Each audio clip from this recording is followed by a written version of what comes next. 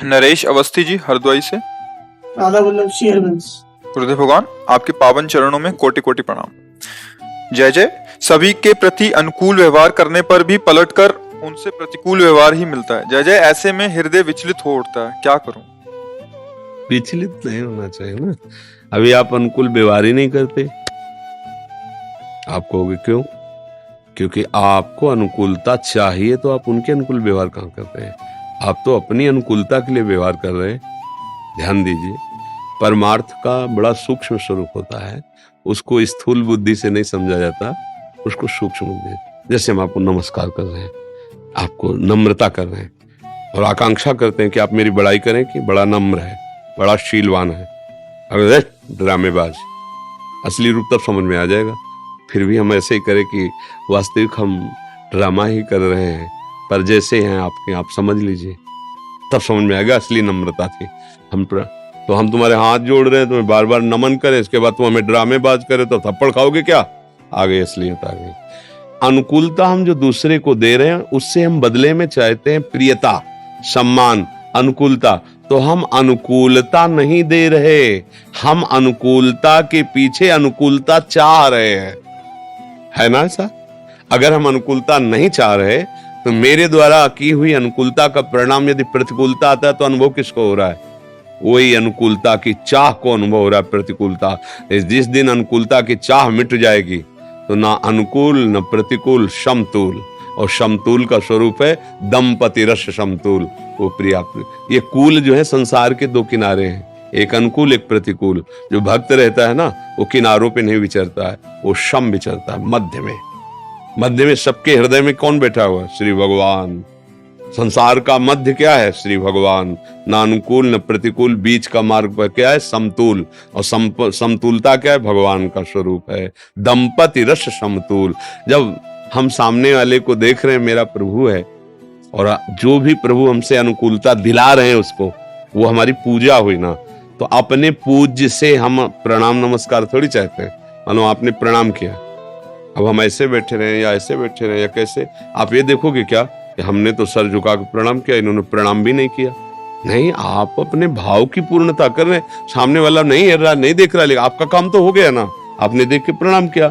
आप अपने धर्म का पालन कर रहे हैं कि दूसरे का अहित नहीं होने देंगे। अपने द्वारा हम दूसरे का हित करेंगे, दूसरे को अनुकूलता प्रदान करेंगे धर्मयुक्त। अगर वो प्रतिकूलता समझ रहा है और वो दुखी हो रहा तो मुझे कोई फर्क नहीं पड़ता, या वो दुखी होकर मुझे दुख देना चाहता है तो मुझे कोई फर्क नहीं पड़ता। विशुद्ध बात समझिए, ये अनुकूलता और प्रतिकूलता है, मायाकृत है। इसी को सहने के लिए भगवान आदेश करते हैं। अनुकूलता प्रतिकूलता अर्थात शीत उष्ण, एक ठंडापन देती है। जब कोई बड़ाई करता है हमारे अनुकूल होता है, हृदय में एक शीतलता आती है। जब कोई निंदा करता है, प्रतिकूल होता है, तो एक जलन सी पैदा होती है। भगवान इसी को सहने के लिए कह रहे हैं। मात्रा स्पर्शास्तु कौन्ते शीतोष्ण सुख दुखदा आगमा पाइनो अनित्यास तास्तित क्षस्व भारत। हे भारत, ये आने जाने वाले हैं। अनुकूलता प्रतिकूलता सुख दुख, इनको गंभीरता से सहो, अपने धर्म में चलो। तुम्हारा कर्तव्य हो गया, अब वो क्या करता है तुम्हें नहीं देखना। हमने उसे पानी पिलाया, बैठा ला, प्यार से बात की, वो मुझे गाली दे रहा है, तो क्या हमें जलन कब होगी? जब उसके कर्तव्य को देखेंगे कि इसका कर्तव्य क्या बनता था। कम से कम शांत रहता, ऐसे बोल के चला जाता। अब क्या हो रहा है कि आप अपने कर्तव्य को भूल रहे हैं, तब आपको जलन होगी। अगर ये कि मेरा तो कर्तव्य ये है, आप जैसा व्यवहार करें, आप भगवान जाने, आपका निर्णय, हम बुरा नहीं मानेंगे, आप जैसा माना। पर ये बहुत बड़ी अच्छी स्थिति होती परमार्थ की। अभी अपने लोग बच्चे हैं, पर चले। प्रतिकूलता में जलन स्वाभाविक होती है। किसको? जो शरीर के द्वारा मैंने अनुकूलता दी तब। अगर प्रभु करा रहे हैं तो फिर दुख सुख का स्पर्श नहीं होगा। अहंकार के द्वारा जब हम कुछ करते हैं तो उसका स्वरूप होता है ये देहाभिमान के कारण। मैं तो सबको अनुकूलता देता हूं, तो सब में कौन है? प्रभु है ना। फिर आप उनसे अनुकूलता चाहते हो क्या? तो अनुकूलता की मांग करने वाला उपासक नहीं होता, तो स्वार्थी होता है। जब हम उसका ऑपरेशन करके देखेंगे तो कमी अपनी पाएंगे। इसलिए संतों ने कहा, बुरा जो देखन मैं चला, बुरा न मिलिया कोई, जो दिल खोजो आपनो तो हमसे बुरा ना हो। यदि हमारा मार्ग सही है तो हमें बुरा नहीं लगेगा। क्यों आप बताइए। हमको परमार्थ, मान लो आप जिससे कंठी तिलक धारण किए वैष्णव भगवत दास है, हमारा मार्ग सहनशील है, हमारा मार्ग सब में अपने आराध्य देव को देखना, हम अपना व्यवहार करेंगे। अब सामने से जो व्यवहार आ रहा है उसमें विवेक के द्वारा हम निर्णय करेंगे। कोई न कोई पाप है, हमारे पाप को नष्ट करने के लिए प्रभु इस रूप में आके मुझे गाली दे रहे हैं, अपमानित कर रहे हैं, जो हृदय में दाह हो रही, सह रहे हैं। महान बन जाओगे, आनंदित हो जाओगे। अगर ऐसे चलोगे तो फिर जो कुछ तुम शुरू किया है दूसरों को सुख देने की भावना वो छीन हो जाएगी। यार कुछ नहीं मिलता, जितने हाथ जोड़ो उतने सर चढ़ा जाता है आदमी।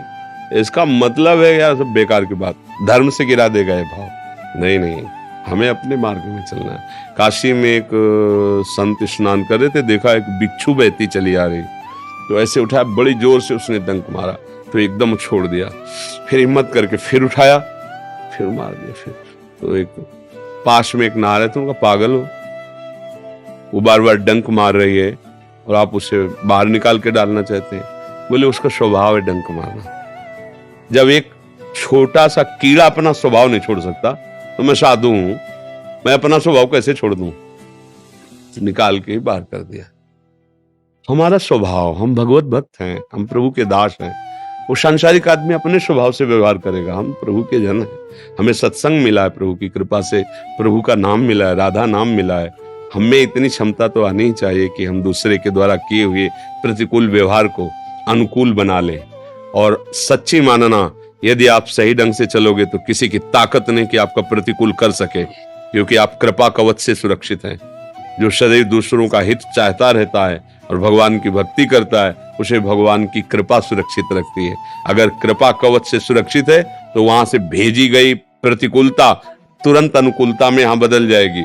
वहां से मारा गया अस्त्र उसके पास आते ही उसका सुख पूर्वक स्वागत करने वाली वस्तु बन जाएगी, अर्थात तलवार हार बन जाएगी, शूल फूल बन जाएंगे। आप चल के तो देखो, परमार्थ है, हर कष्ट हर कष्ट। अब प्रतिकूलता का महत्व खत्म कीजिए।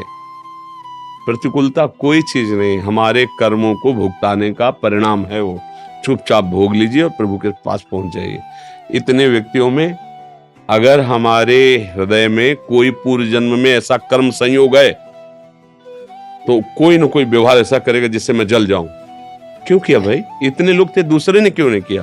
क्योंकि उसके द्वारा हमारा कर्म निर्णय निकलना है। अरे आप बहुत पाखंड की बात करते हो, हम जानते हैं तुम कैसे हो। कैसी बात करते हो तुम? चलो निकालो इसको। उसको निकालने की जरूरत नहीं, जो अंदर तुम्हारे जमा था ना, उसको निकालने के लिए भगवान ने उसे भेजा है, वो पाप नष्ट हो जाए। जी जी, कभी तो भगवान कृपा करेंगे कि मुझ पाखंडी को, नाटक करने वाले को भी भक्त बना देंगे। भगवान बड़े कृपालु, कभी तो कृपा करेंगे और उसको रोना जाना चाहिए। अगर हम उसका विरोध करते हैं तो हम प्रभु के सिद्धांत से अलग होते हैं। ये